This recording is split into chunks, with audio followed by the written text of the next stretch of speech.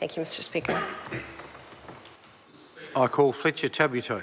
Thank you, sir. I rise on behalf of New Zealand First to speak against the International Finance Agreements Amendment Bill 2015 as it gives rise to the implementation and our membership of the Asian Infrastructure and Investment Bank. I'd just like to take the first part of my speech as an opportunity to reply to some statements from the Minister and Mr Bennett in particular. They used the World Bank and the Asian Development Bank as examples of operations running well. Actually, what we're seeing here today and debating today arises from the very fact that China has said for decades, sir, that the Asian Development Bank and the WTO do not operate well. They do not operate well, and therefore China have decided to not necessarily opt out, sir, but to create their own infrastructure bank.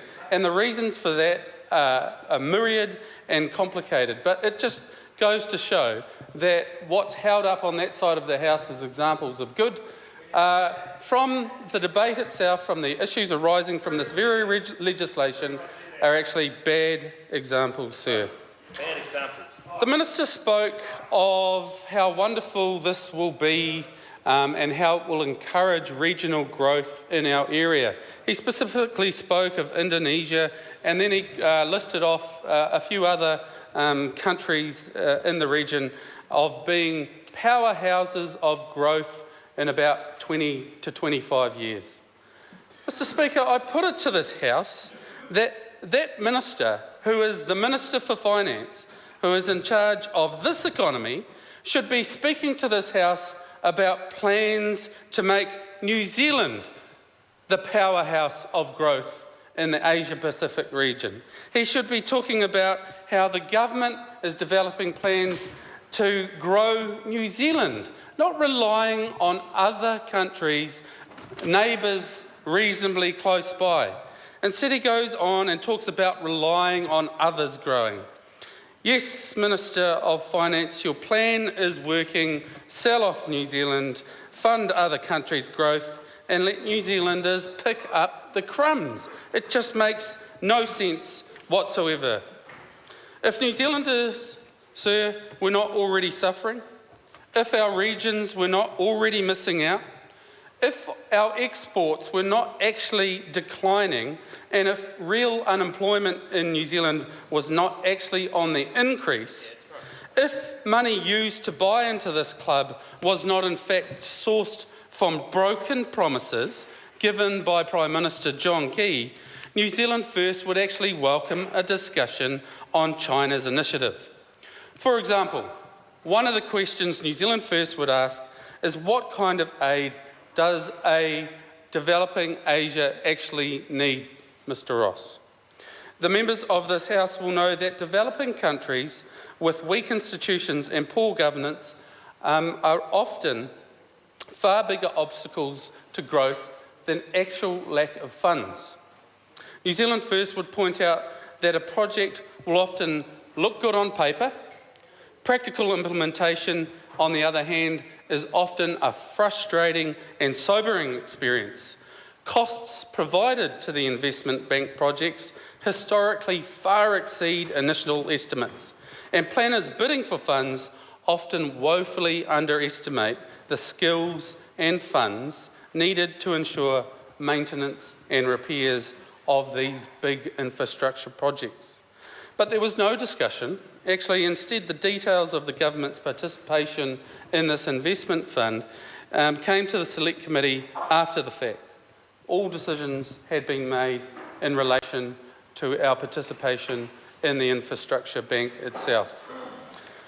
New Zealand First stands to oppose this legislation, Mr Speaker. There are two significant reasons for this. Firstly, and perhaps most importantly, is the fact, as I mentioned very briefly, the Prime Minister promised in his 2011 election campaign that money from state asset sales would be for New Zealand hospitals and schools.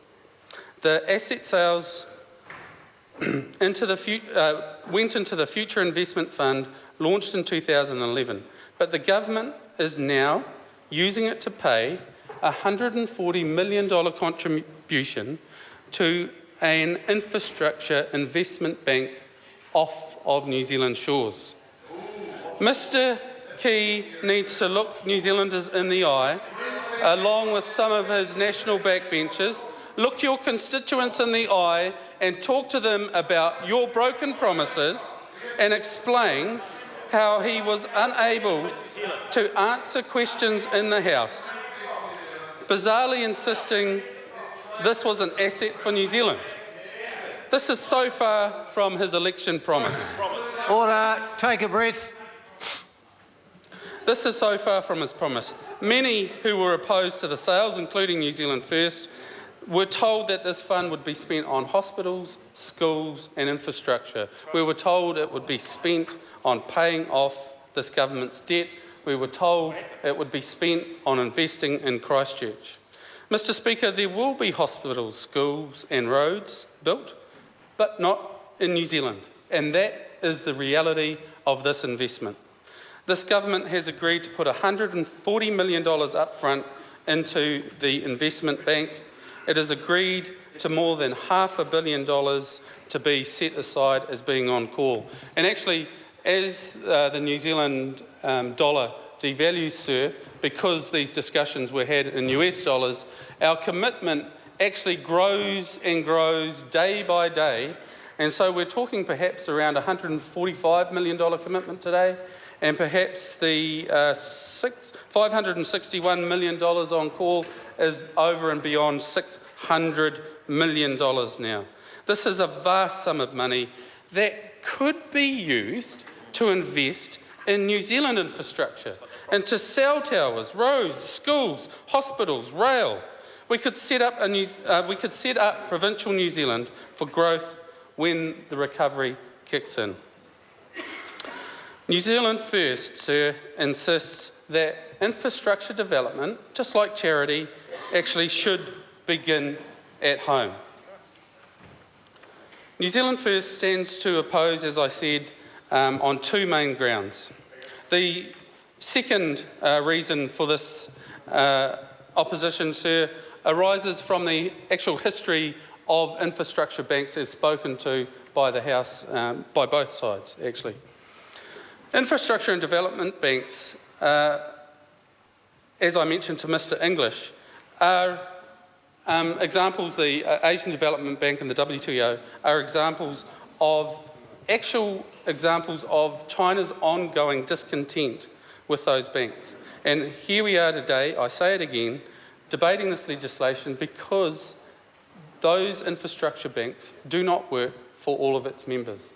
And I put it to this House that whilst New Zealand has been quick on the uptake and part of developing the rules and obligations of this bank, which I commend, the reality is we are a small member with very few shares because our commitment, whilst I contest is huge as far as the New Zealand economy is concerned, is tiny in comparison to other countries' contributions. And so, whilst we are acknowledged as an early starter, an early player in this, sir, the reality is we will not have the say which the members on the other side of the House have spoken to, and we will be just as frustrated as China was in their own relationships with previous development banks as the future unfolds.